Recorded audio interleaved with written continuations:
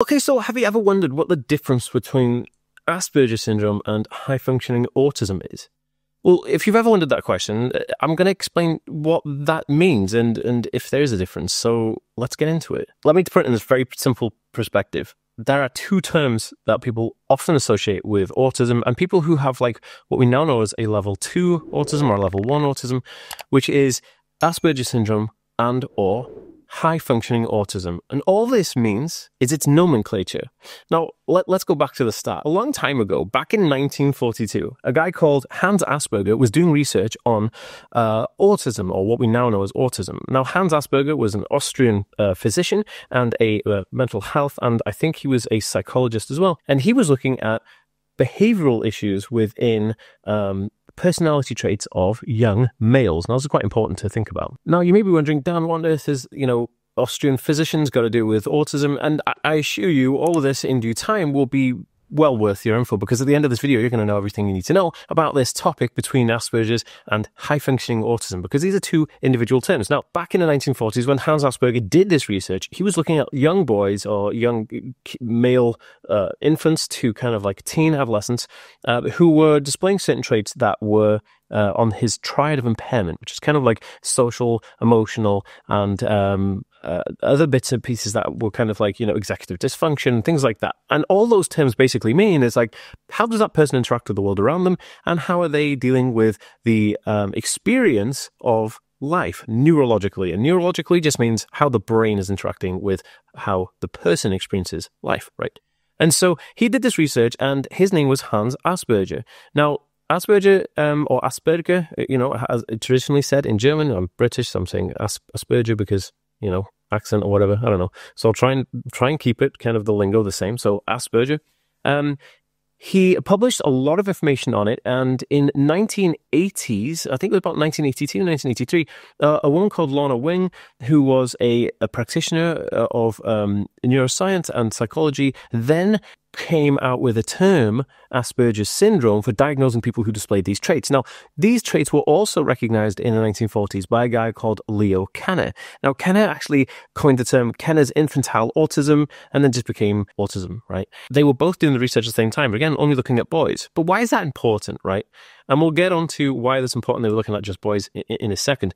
Now, in the 1980s, when people were being diagnosed, they split the categories into two parts. They were seeing that people who had Autism Spectrum Disorder, were displaying these traits that Leo Kanner and Hans Asperger had kind of like documented well in the 1940s. They were displaying two kind of types or variants. So one was that these individuals were either intellectually gifted as well and also verbally able to communicate, or they were kind of non-intellectually as gifted and they were non-verbally able to communicate. And this kind of gave this balance of a spectrum, really. So you had people here and people over here. So the people who were like displaying traits with non-intellectual abilities or lower than average intellectual abilities, they basically coined that as classic autism, right? And then they had people who were kind of like highly intellectual and were displaying these traits also, and they called these people Asperger Syndrome. So that's how those terms were made. That's how they were coined. Now, in the 1980s, this was typical, right? You'd get a diagnosis of either autism or Asperger Syndrome, even though it was all the same thing. It's all just autism. They were just trying to understand the difference between the two. So the amazing people at Plod Note sent me this amazing ChatGPT-powered gadget that basically helps you record notes on your phone. So you turn the device on and you pair it with the app on your phone, slot it into this little MagSafe device that will clips on the back of your iPhone if you've got a MagSafe compatible one, or they give you a little ring stick to put on it.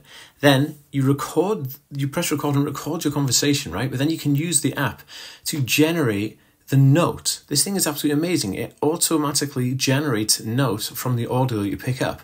So you can either talk to it as a dictaphone, or put your phone on speaker and it can record a meeting that you're having, or you can use it in university. I wish I had this when I was in university. It's absolutely amazing. I will link it in the bio so you guys can check it out. So go to my link in bio.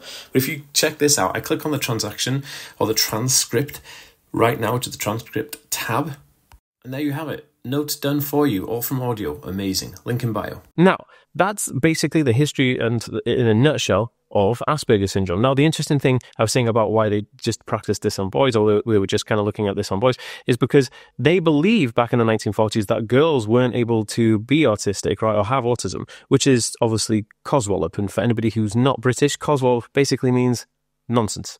And so they kind of left that off. So all the research was heavily based on boys. Hence why in today's society, we now have a backlog of autistic females who are kind of like left out of the scope of being diagnosed, because for years we just diagnosed boys, right? So this is quite interesting. Okay, so what has this all got to do with high functioning autism?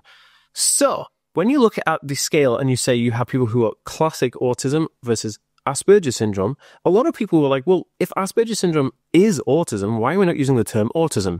Which is kind of why the term was changed. In 2013, the DSM-5, which is the American Psycho and Neurological Manual for Diagnosing Conditions, changed the name from classic autism and Asperger syndrome to just ASD, which is just Autism Spectrum Disorders. So you get diagnosed with ASD level 1, 2, or 3. Now, level 1 would be somebody with, low support needs, able to function in daily life, but obviously struggle in the triad impairment. And then the level 3 would be somebody who's severely kind of impacted by this disability, and they needed support probably 24/7, and they are nonverbal, or they have no speech. So this is really interesting. They were trying to figure out a way to push this together. However, you still had factions of understanding what this was like. Because if you said to somebody, hey, I have autism, and also I have autism, my son has autism, but your son can't speak, but I can speak and I have a job. They were like, well, how does this work? And so for a long time, people were coining the term high functioning autism, basically meaning that their functional ability was higher than that of the classic autism as what people would have seen as an autistic person. Because up until this point, obviously, we'd had what you'd known as Asperger Syndrome for people who had higher abilities, and classic autism for people who were now lower. The biggest issue of this, right, was that people felt kind of that they were segregating them out. And also a lot of people felt like people who were diagnosed with high functioning autism or Asperger syndrome, which are one and the same thing, they were worried that people would find some kind of delusion of grandeur in it, meaning that it's like saying, oh, I have Asperger syndrome, so I am superior to you. Now, this caused a lot of ripple within the community. And then since 2013, there's been a big discussion on should we still keep the term Asperger's for people who had been diagnosed with Asperger syndrome, or should we get rid of it? And do we still use functioning labels? Now, functioning labels is the ability of the person. Can they, what's their ability to function in a typical daily life? Now, like I said, the classic autism people would have a difficulty functioning in the same scenarios as someone with Asperger's or high-functioning autism. Now, those terms are not used that much these days because they're kind of a little bit derogative and may leave a bitter taste in people's mouths and make you feel a little bit inferior or superior depending on which level of the spectrum you're on.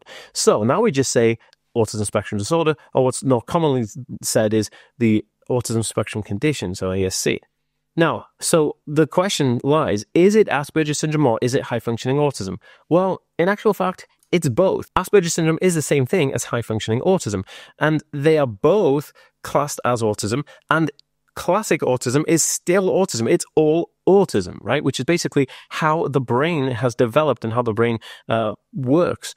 Now, we, as a more evolved society, we don't tend to use the term high-functioning autism anymore, again, because of those derogative kind of ways of saying it. Now, I have no issues if people want to use the term, hey. I just want to interject in this video here to let you know that confidence is one of the main issues that holds autistic individuals back from their full potential. This is why I made a course which is the Chaos to Confidence in 90 Days Blueprint, which means I can take an autistic person from complete chaos to being very confident and acing their life. So if you're an autistic adult and you want access to this program, you can check it out. The link is in the description down below. Or you can go to theaspieworld.com/C2C right now, the number 2, and get access to this program.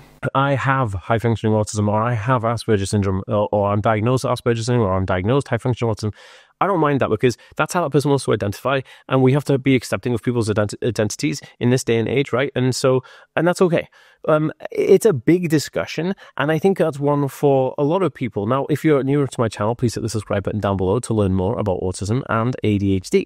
Now, myself, I have a diagnosis of autism, but I was first diagnosed in 2013, just before the DSM change, which is the manual I was telling you about, as Aspergers Syndrome. So I had Aspergers Syndrome, but now I've had a re-diagnosis of ASD level 2, which is interesting. But I also have comorbid, of co-occurring, which basically means alongside it, ADHD, which, may I add, I have a theory on. My theory is basically that anybody who has autism has ADHD. I think it's like one and the same thing, but I think people who have ADHD don't always have autism, if that kind of makes sense, right?